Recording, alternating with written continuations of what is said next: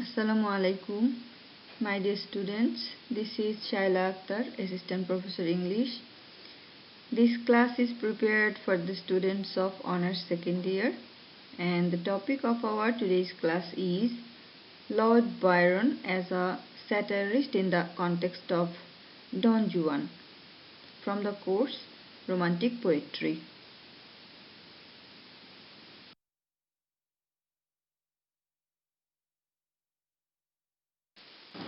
Here is our poet, Lord Byron. His full name was George Gordon Byron.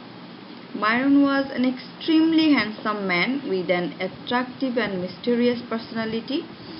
His fashionable career was attended with a number of love affairs. He fell in love with his cousin Mary Paul when he was only 7 years old. The most famous love affair was with Caroline Lamb.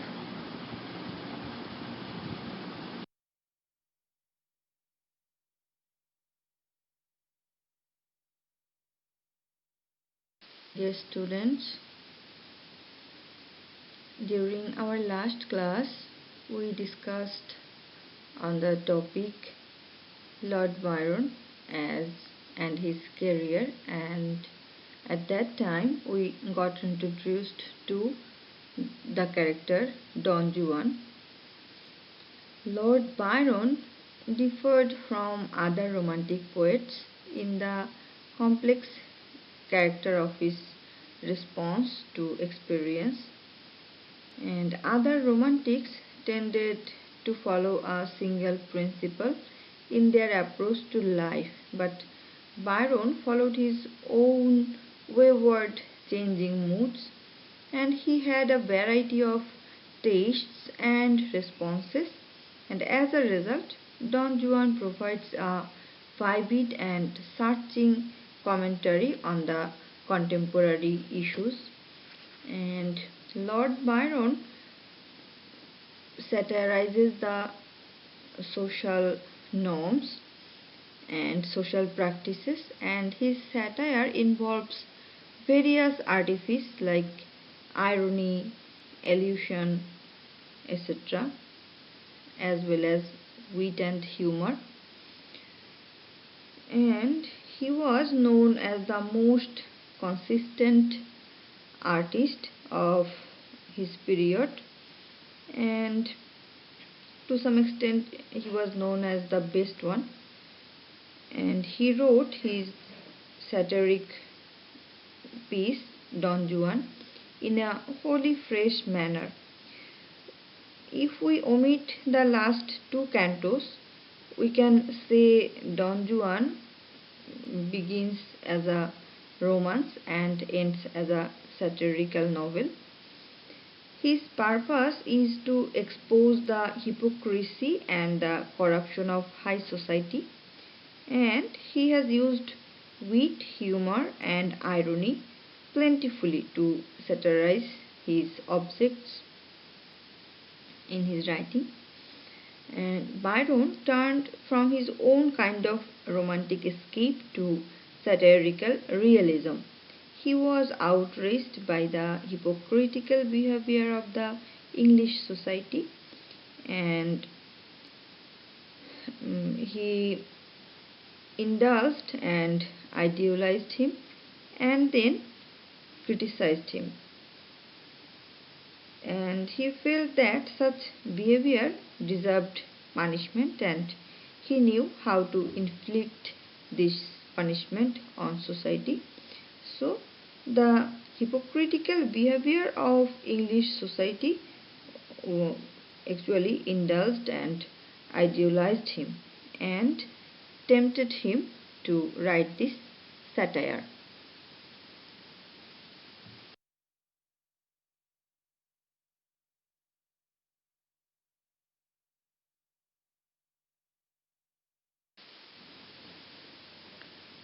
Okay, Lord Byron used wit and humor to satirize his objects, and both wit and humor denotes a species of the comic, And wit and humor are designed to amuse or excite the reader or the audience, and it is a fashion for the poet to use wit and humor to satirize their object. And efficient writers use tendency wit and directing laughter at a particular object. And satire is the literary art of diminishing a subject by making it ridiculous, and it evokes amusement, contempt, indignation, or scorn. It evokes mainly amusement or scorn, and it uses laughter as a weapon. And the aim of satire is to correct the society or the object which is concerned or which is targeted by the writer.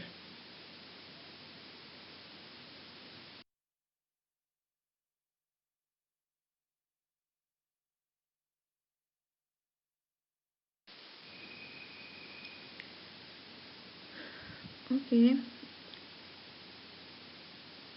in Don Juan, we find irony in the procedure of Juan's education, and if we consider the opening stanzas, we find a very explicit irony in the attempts and procedure of Juan's education, which was chosen for him by his mother, Dona Ines.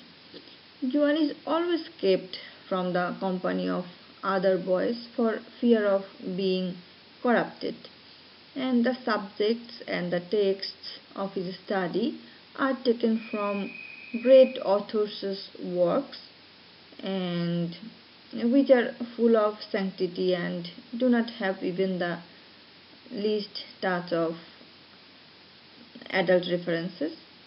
For his sake, for Don Juan's sake, some works of well known writers had been omitted to maintain Juan's purity of knowledge. Even ancient myths and epics are also excluded from his text. And it is ironical that though Juan remains permanently boyish and immature in knowledge of personal life, his later life is dominated by physical love.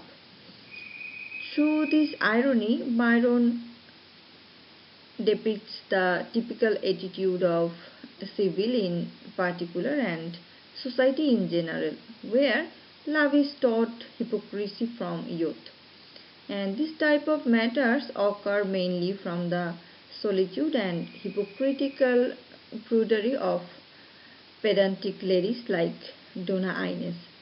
And Byron shows Juan's adolescence, restlessness, and increased awareness of himself and the whole art as a direct result of puberty, through which he makes fun of Wordsworth's self communion by hinting at a similarly misplaced sexuality that underlines them.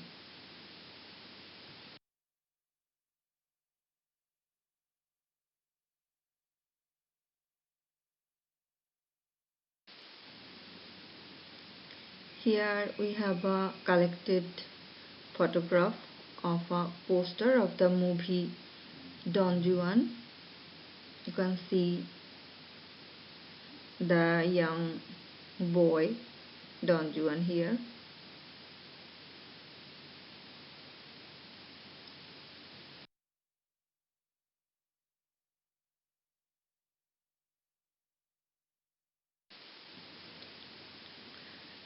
There is a satire upon the hypocrisy of women in Don Juan, written by Lord Byron.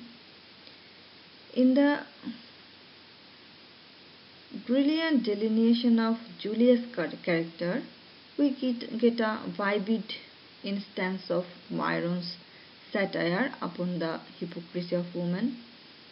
Though Julia is married and chaste and fully conscious about the social and moral and religious laws, she indulges her incontinence to the full and plays the role of an active partner who is also the senior and initiator of the affair. And being highly aware of her status and moral values,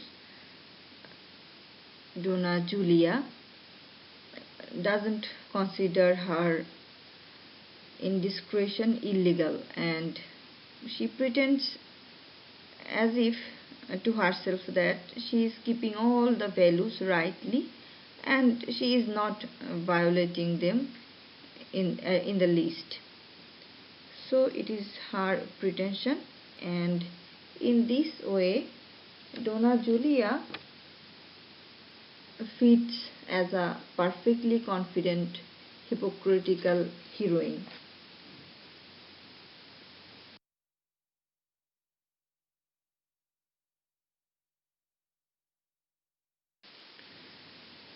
My dear students, in Don Juan, Lord Byron also satirizes the pedantry of the ladies.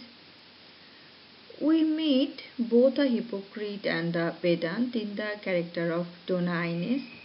Though we see Inez as a pious and devoted Christian, we also learned that she had a relationship with Alfonso, the husband of Donna Julia, before her marriage. And she had good relation with Alfonso's mistress, that means Donna Julia, the beloved of Don Juan, to show her love and sympathy for Alfonso. And it becomes very much farcical when we see her firm determination to keep her son Juan pure, innocent, and unfamiliar to any adult matters. And Donna Inez's hypocrisy is more obvious when she pretends to bear all calamities that arises in the society about her husband with magnanimity. The pedantry of the ladies of society is revealed when we find her to be very learned, intellectual, and an meritorious lady who knows Greek, Latin, and French, but she does not take any interest in her native tongue, Spanish. And she was fond of English also, and English and Hebrew. And to explain or illustrate her character, we can quote from the text, and in the text we find these two lines. Her thoughts were theorems, her words a problem. She thought that obscurity will ennoble her. So this is what the writer wants to tell us about Donna Inez. And through these qualities, Byron actually satirizes similar traits of women folk of society, and all these lines are obviously full of wit and humor.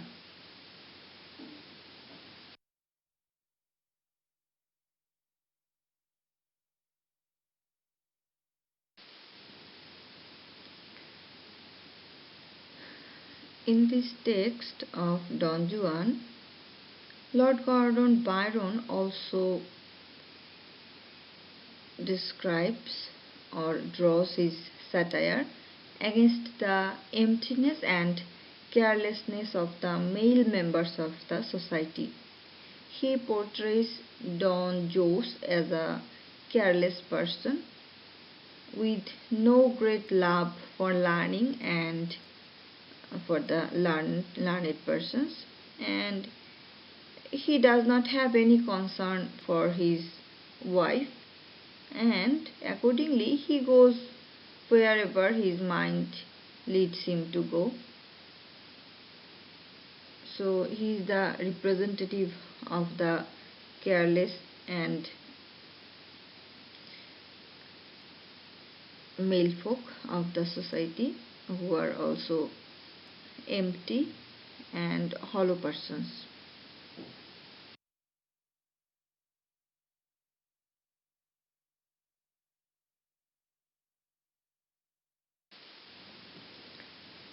While writing Don Juan, George Gordon Byron was inspired by some poets, and he satirizes some poets, and he mentioned all of them in the text. At one place, Byron directs his satirical shaft at Wordsworth for his obscurity of his poems, and he satirizes Coleridge for his immature metaphysics, and he also denounces Plato for his confounded fantasies, which have paved the way for more immoral conduct and which are more intoxicating. And he compares this intoxication, saying that this, this is intoxicating than the long array of poets and romances. And Byron called Plato a bore, a coxcomb, and Don Jose and Donna Inez. Inez's marriage is also satirized in this text. And as a satirical weapon, Byron used various devices such as irony, humor, exaggeration, and many other. And in the prose preface of Don Juan, Byron makes fun of Wordsworth's own preface to the lyrical ballads, and he elaborately ridicules Wordsworth's use of a distinct narrator in the poem The Thorn, and Byron mocks at the banality of some of Wordsworth's attempts to reproduce everyday speech in verse. And Byron's first dedication to Don Juan savages Robert Southey, the poet laureate, and Byron treats Southey ironically for his poetic attitude to introduce a new taste in poetry for the public, and rejects the poetry of Pope and Byron, Dryden. And wit and humor is produced with a serious attitude to satirize his object of criticism throughout the writing Don Juan.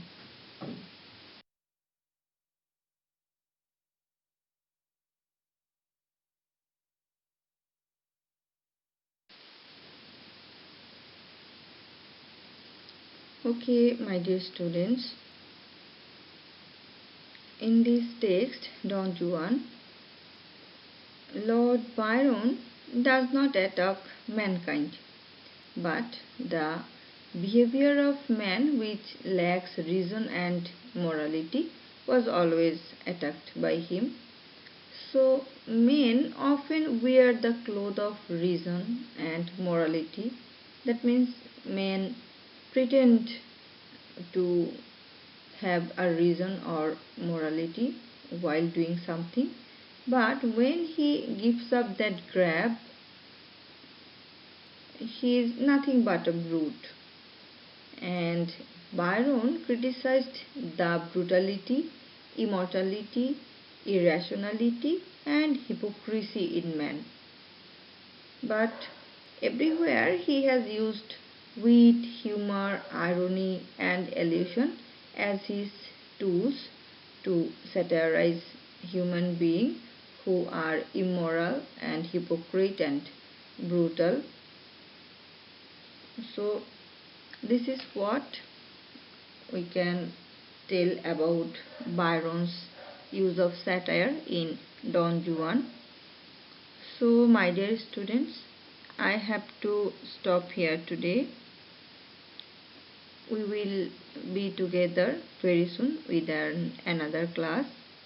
Till then, stay home, stay safe, and let's pray for each other. Thank you.